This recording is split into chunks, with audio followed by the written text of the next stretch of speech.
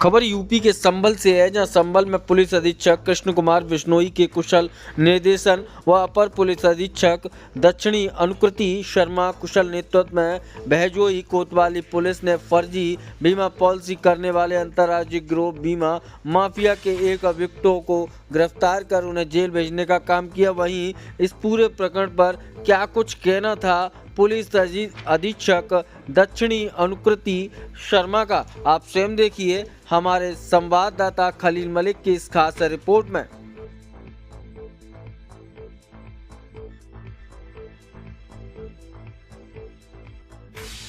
तो जैसा कि आपको विदित है कि जनपद संभल की पुलिस द्वारा निरंतर रूप से जो अंतर्राज्यीय बीमा गिरोह है उनके सदस्यों के विरुद्ध कार्रवाई की जा रही है, जिसके क्रम में हम 18 लोगों को पहले ही गिरफ्तार करके जेल भेज चुके हैं। आज एक अन्य व्यक्ति जिनका नाम है विनोद पुत्र पंचम, इनको गिरफ्तार किया गया है और हमें पूरी जो हम लोगों ने इसमें विवेचना की, इसमें ये जानकारी प्राप्त हुई कि जो विनोद व्यक्ति हैं इनके द्वारा एक अलग तरीके से बीमा जो इंश्योरेंस सेक्टर है उसके अंदर धोखाधड़ी की जाती है। ये व्यक्ति अपने अन्य साथियों के मिलके ऐसे लोगों की तलाश में रहते हैं जो कि मरने वाले हैं, उनके नाम पे ये वाहन इश्यू कराते हैं, जिसके संबंध में हमें एक तहरीर थाना रजपुरा में प्राप्त हुई थी, जिसके संबंध में मुकदमा अपराध संख्या 67/25 पंजीकृत हुआ है। इस मुकदमे में इन लोगों ने, एक व्यक्ति था दिनेश जो कि टीबी से पीड़ित था और उसकी शीघ्र मृत्यु होने वाली थी, उस व्यक्ति के नाम पे इन्होंने एक ट्रैक्टर निकाला, एक बाइक निकाली, एक बहुत ही न्यूनतम जो डाउन पेमेंट है वो किया और उसके अलावा बकाया राशि का इन लोगों ने लोन करा लिया। दिनेश की मृत्यु के बाद वो लोन माफी हो जाती है क्योंकि वो लोन इंश्योर्ड था और उस ट्रैक्टर को इनके द्वारा अन्य व्यक्तियों को पूरी रकम लेके नगद में बेच दिया गया। तो ये इस तरीके से दो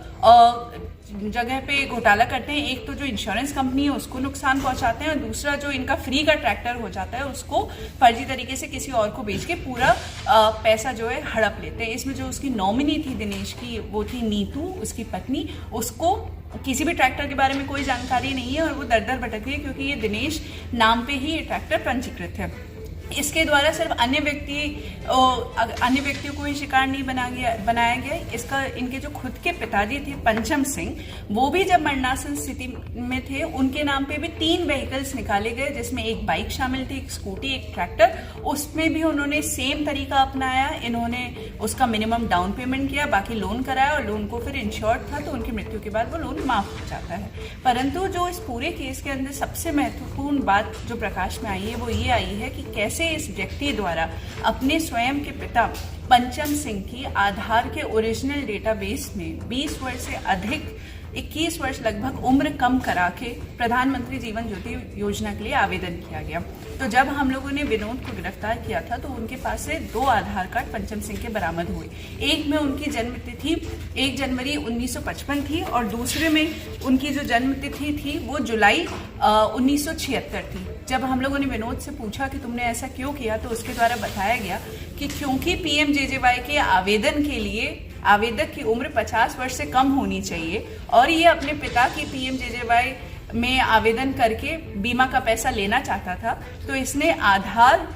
में 20 वर्ष से ज़्यादा उम्र को कम करा के अपने पिता को 49 वर्ष का दिखाया। जब हम लोगों ने आधार के ओरिजिनल वेबसाइट पे जाके चेक किया तो पाया कि ये मूल डेटाबेस के अंदर उम्र को परिवर्तित किया गया है और इससे पूछने पर कि तुमने कैसे किया तो इसने बताया कि एक व्यक्ति को मात्र 3000 रुपये देके कर ले गया। हमारी नज़र में ये बहुत ही सीरियस ऑफेंस है कि आधार के ओरिजिनल डेटाबेस में कैसे इस व्यक्ति द्वारा अपने पिता की उम्र 20 वर्ष से अधिक कम करा दी गई और पीएमजेजेवाई का लाभ लेने के लिए, जिसके लिए हम सभी लोग प्रयासरत हैं और UIADAI से भी संपर्क करके इस पे अग्रिम विवेचना की जाएगी। आज विनोद पुत्र पंचम को मुकदमा अपराध संख्या 67/25 में अंतर्गत धारा 318(4), 316(2), 338, 336(3), 340(2), 352, 351(3) BNS व धारा 35 और 42 आधार कार्ड वित्तीय और अन्य सब्सिडी लाभ और सेवाओं के लक्षित वितरण अधिनियम के अंतर्गत गिरफ्तार कर न्यायिक अभिरक्षा में भेजा जा रहा है।